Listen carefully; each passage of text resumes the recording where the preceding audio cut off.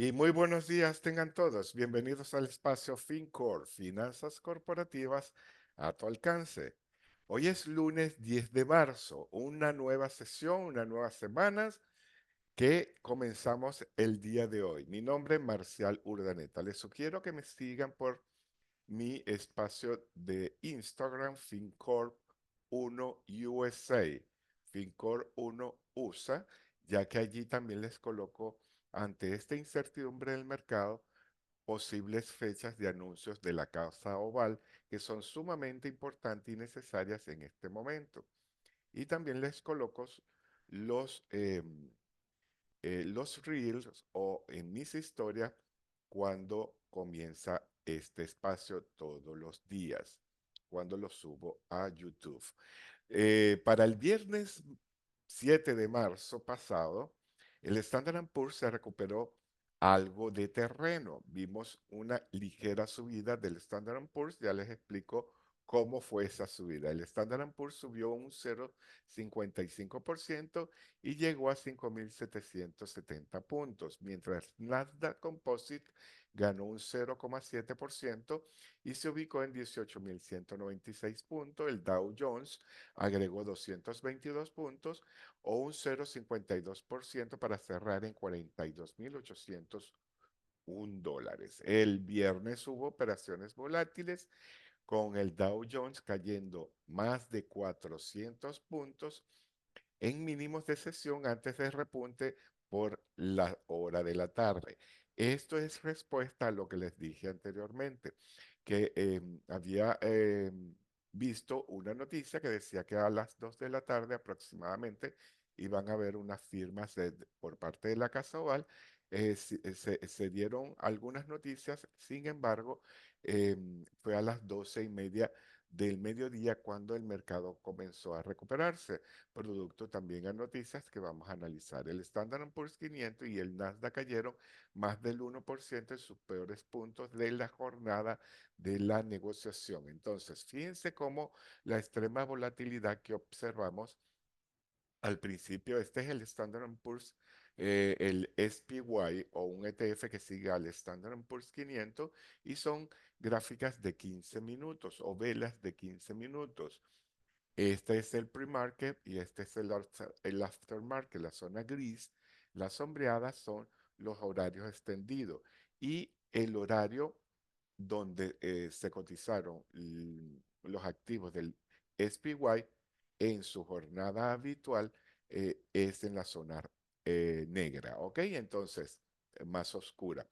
Observamos cómo había una lateralidad y luego a partir de las 8:30 de la mañana, cuando salió un informe que ya se los había mencionado en la transmisión anterior, hubo y comenzó esa lateralidad, perdón, esa volatilidad para caer los mercados hasta eh, a las 12 del mediodía cuando hubo esas caídas y el SPY se ubicó en 565 y el Standard Poor's aproximadamente en 5.650.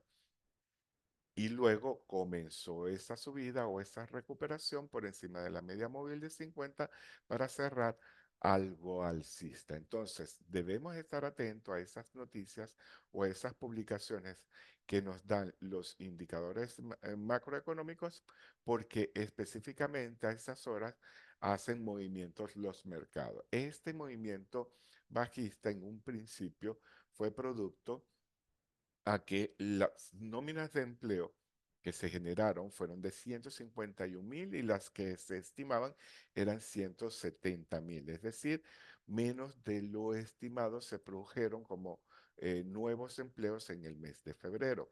¿Qué es lo que pasa con esta interpretación? Por supuesto que es una noticia negativa porque quisiéramos que en la economía hubiesen más empleos día a día o mes a mes o semana a semana. ¿Por qué razón? Porque eso hace que las personas tengan empleo, tengan ingresos y pueden cubrir sus necesidades básicas de manera satisfactoria. Entonces, como fueron menores la creación de los empleos, a pesar de que se crearon empleos, entonces se interpretó de manera negativa y por supuesto el mercado es retrocedió. Sin embargo, luego hubo ciertas declaraciones de la Fed, donde la Fed, ¿qué es lo que ve? El empleo. Y al haber mayor empleo o un crecimiento del empleo, eso hace que el precio de las nóminas o el costo laboral para las compañías sea mayor, porque hay más presión hacia los salarios, y al haber más presión hacia los salarios porque los empleadores necesitan más mano de obra, eso incrementa los costos de producción. ¿Qué es lo que pasa cuando hay menos presión hacia el empleo? Que hay menos presión hacia la inflación. Entonces, yo puedo interpretar desde el punto de vista como persona que necesita un empleo, que al incrementarse los empleos es positivo y al caer menos de lo estimado es negativo, o yo puedo interpretar como lo hace la Reserva Federal, es decir, al haber menos presión a los costos laborales que ellos toman en cuenta, puede haber menor presión hacia la inflación y en consecuencia actuar para la aplicación o tomar medidas de política monetaria como la subida o la bajada de las tasas de interés. Y vemos que esto está íntimamente correlacionado, las subidas y las bajadas de las tasas de interés, con los mercados. Entonces, puedo tener dos interpretaciones de la misma noticia, y es por ello que retrocedió en un principio y luego de las 2:30 se recuperó, sin embargo, con mucha volatilidad. En entornos volátiles, a veces es más recomendable no operar que operar en estos vaivenes de los mercados o los activos financieros. Para hoy lunes 10 de marzo, observen que los futuros de las acciones cayeron hoy lunes o están cayendo debido a la persistencia de las presiones de venta que arrastra Wall Street desde la semana pasada. Es decir, han habido significativos sell-off o ventas masivas que han hecho que el mercado haya caído. Entonces, el viernes ligera recuperación, muy volátil, pero hoy siguen los mercados cayendo. Los futuros vinculados al Dow Jones cayeron en 314 puntos o 0,7% hasta el momento que revisé los datos. Es decir, están cayendo el Standard Poor's en un 0,9% y está cayendo el Nasdaq en un 1%. La semana pasada, para hacer un resumen de la semana pasada, el Standard Poor's perdió 3,1%, su peor marca semanal desde el mes de septiembre. El Dow Jones cayó 2,4%, mientras que el Nasdaq Composite perdió un 3,5%, significativamente más alto por ser mucho más volátil. Y recordemos que las acciones de inteligencia artificial unido a la de Netflix, Nvidia y todas estas tecnológicas hizo que el mercado cayera más en el sector tecnológico que en el resto de los sectores. Ahora, estas caídas tan significativas nos logran dar resultados extraordinarios y altamente productivos, porque las caídas son más significativas que los movimientos alcistas.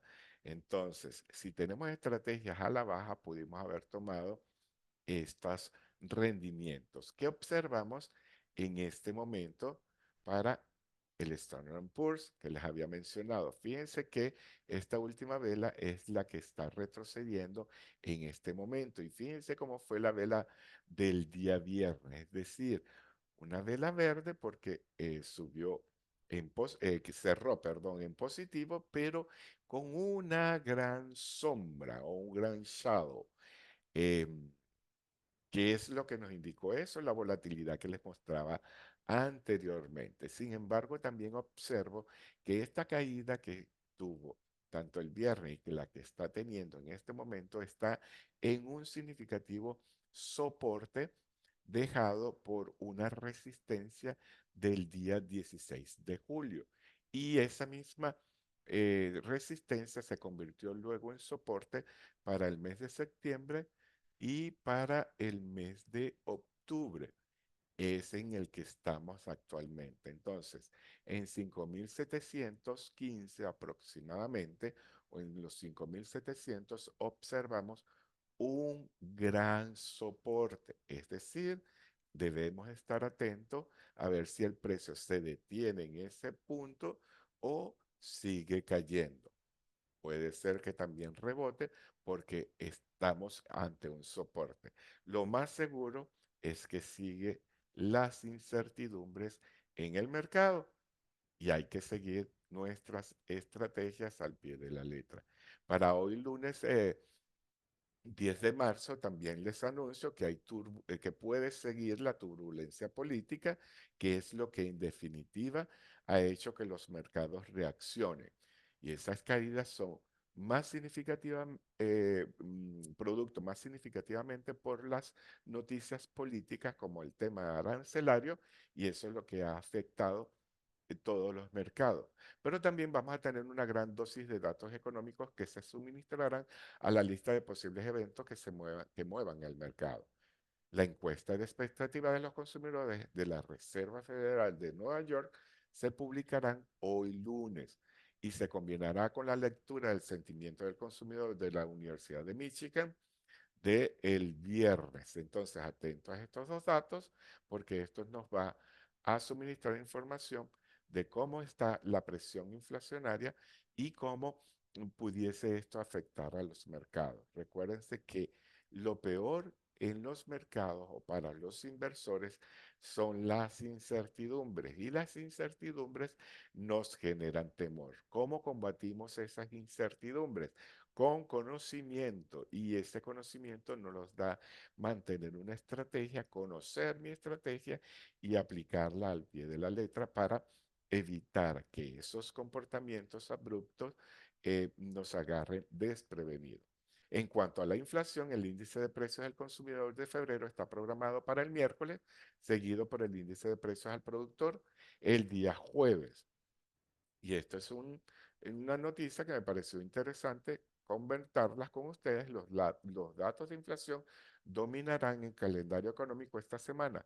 Los índices del precio al consumidor totales y básicos probablemente aumentaron a un ritmo más moderado en febrero después de los fuertes aumentos del mes anterior, lo que resultó en que los aumentos anuales se mantuvieran más o menos estables, dijo el economista jefe de Comerica Bank, Bill Adams, en un comunicado. Entonces, atentos a estas noticias macroeconómicas, ya que impulsados por el alza de los aranceles y las amenazas arancelarias, los precios al productor probablemente aumentaron más rápido que los precios al consumidor por segundo mes consecutivo, manteniendo elevado el índice de precio al consumidor. Recordemos que el índice del precio al productor es cuánto le incrementan sus productos al que produce bienes y servicios intermedios o primarios para luego ser trasladados al consumidor final. Y el consumidor final luego se ve afectado por ese incremento de los índices del precio al productor. Es todo por el día de hoy. Finanzas corporativas a tu alcance, FinCor. Les habló Marcial Urdaneta. Recuerde, incertidumbres las combatimos con conocimiento y ese conocimiento me lo da la definición de un plan de inversión y mantener mis estrategias. Y como siempre les digo, con Dios los dejo y con Dios me voy. Hasta una próxima oportunidad. Bendiciones.